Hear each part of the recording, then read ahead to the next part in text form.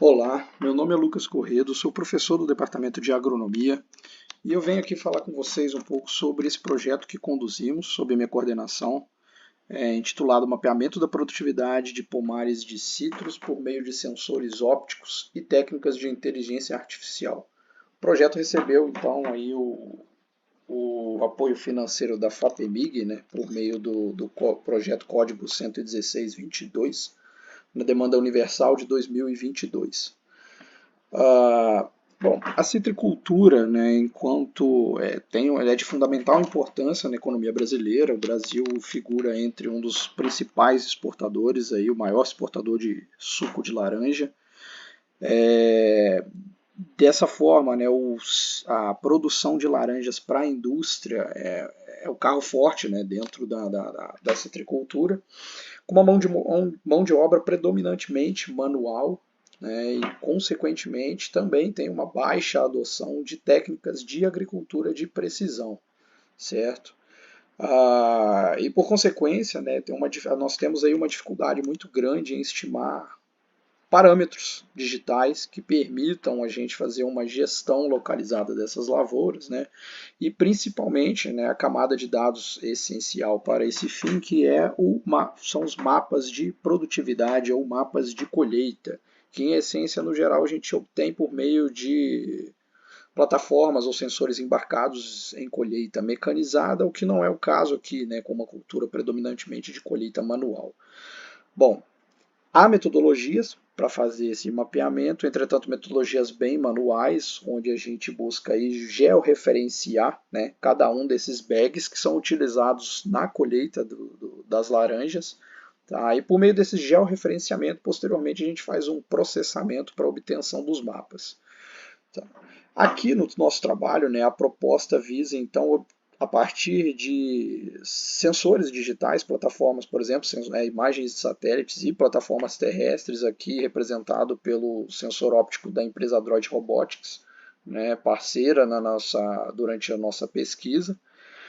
A nossa hipótese aqui, né, foi gerar modelos de predição baseados em inteligência artificial e utilizando dados digitais, né, provenientes dessas imagens, de sensores orbitais e sensores terrestres, sensores ópticos em essência, certo?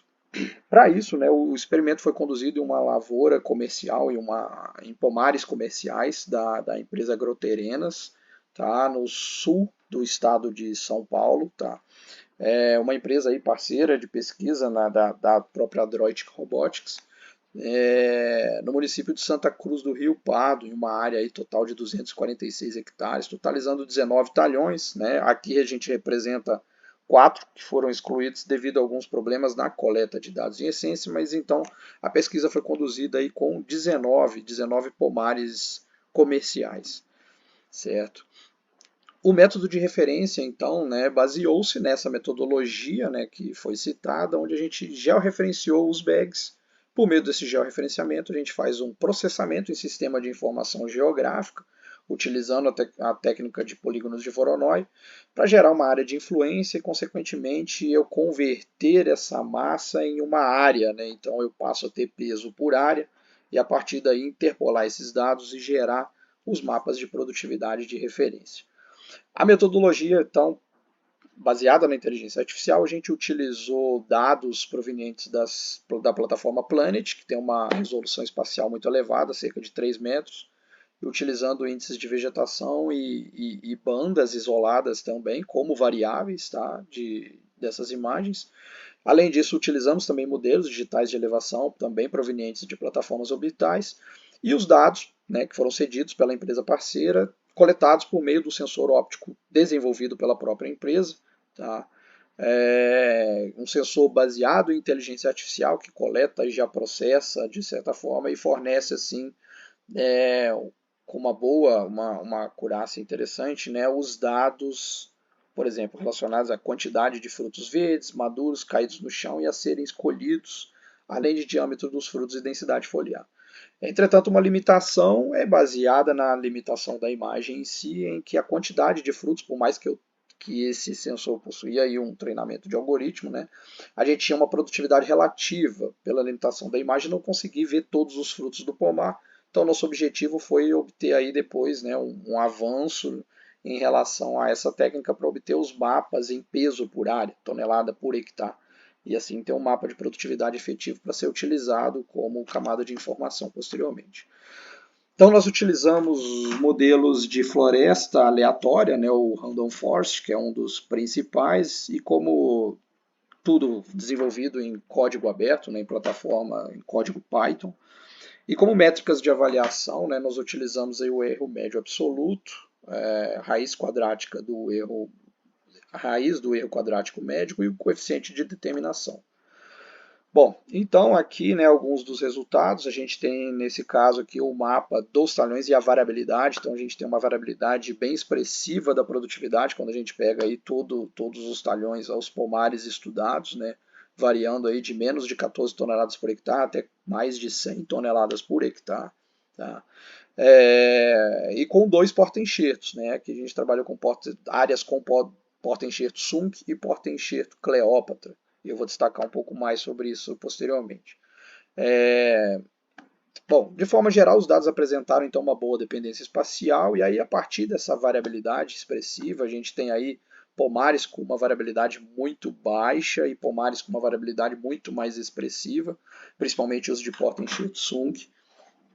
A partir dessa variabilidade que a gente consegue ver aqui nos mapas, né, dividido para cada talhão, a gente selecionou aleatoriamente, né, um conjunto de dados para treinamento composto por pomares por inteiro, então todos os dados obtidos daqueles pomares para treinamento, né, e um outro conjunto que foi composto por 4 talhões, 4 pomares, né, dentro desse conjunto de dados para validação, ou seja, todos os dados desse conjunto de validação não foram utilizados na geração dos modelos de predição. Bom, o algoritmo teve um desempenho bem satisfatório, e aqui a gente observa a importância das variáveis, né? O porta-enxerto, então, foi uma das mais expressivas, seguido aí pelos frutos colhidos, variável obtida do sensor da Droid Robotics, e o EVI, que é o índice de vegetação. Porém, a gente teve, então, uma dificuldade em predizer nos talhões, nos pomares de porta-enxerto Cleópatra, principalmente devido à baixa variabilidade da produtividade e produtividade muito baixa em relação aos demais. Tá? Mas no geral, né, a acurácia ficou aí em torno de, ou RMSE, né, ficou em torno de 0,31 toneladas por hectare, tá? 310 quilos por hectare, e com R2 de 0,76. Tá? Os modelos tiveram então uma certa dificuldade em suavizar essa variabilidade da produtividade, né? Então a gente confere um pouco melhor isso aqui nos mapas, comparando o que é observado e o predito observado do lado esquerdo, predito do lado direito. De uma forma geral, ele captou bem, né, a essência da variabilidade, as regiões que produziram muito mais e as que produziram menos dentro de cada um dos pomares. Porém, a gente nota que tem uma certa dificuldade em suavizar, né, e obter então mapas mais fidedignos baseados naquele método de referência do georreferenciamento dos bags, certo? Mas em essência o modelo, né, um modelo simples, tá, baseado aí em um conjunto de dados, né, e um algoritmo muito simples de execução, conseguiu, né, e auxiliar nessa predição da variabilidade espacial da produtividade desses pomares. Tá? Aqui a gente observa, né, que no caso da gente é um conjunto de dados muito menor de porta-enxerto Cleópatra. Nesse caso, para validação, nós tivemos apenas um pomar e nos demais Sunk. A gente nota então, que o Cleópatra, a dificuldade foi muito maior, né, em obter esse dado dessa variabilidade. Porém, a gente vê, né, que a amplitude da variabilidade ela é bem baixa, né, em torno de 10 a 20 toneladas por hectare, quando comparado com os demais, né, do porta-enxerto Sunk. De uma forma geral, então, o modelo de predição apresentou essa acurácia, né, de 310 kg por hectare.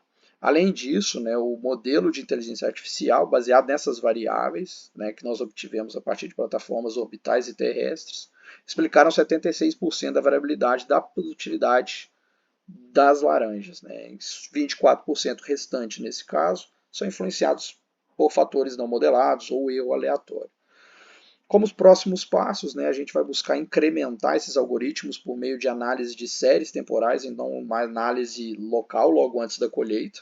Nesse caso, agora vamos trabalhar com séries temporais, baseados principalmente em sensoramento orbital e dados climáticos, então dados mais relacionados a aspectos fisiológicos para tentar predizer, né, a produtividade geral e assim obter modelos para previsibilidade de safra, bem como também obter modelos em que a gente consiga obter dados de variabilidade espacial da produtividade, né, que é essencial para a gente começar a adotar técnicas de agricultura de precisão, como, por exemplo, otimização ou alocação de insumos de forma localizada, né, gestão de colheita, entre outros fatores que podem ser utilizados, né, ou auxiliar aí na tomada de decisão baseado nesses mapas. Então, agora estamos em busca aí de novos parceiros para dar continuidade nessa pesquisa. Né? E o nosso trabalho foi agraciado aí no principal evento nacional, que é o Congresso Brasileiro de Agricultura de Precisão Digital. Foi agraciado entre um dos 3 principais, né, os trabalhos de destaque do Congresso, certo?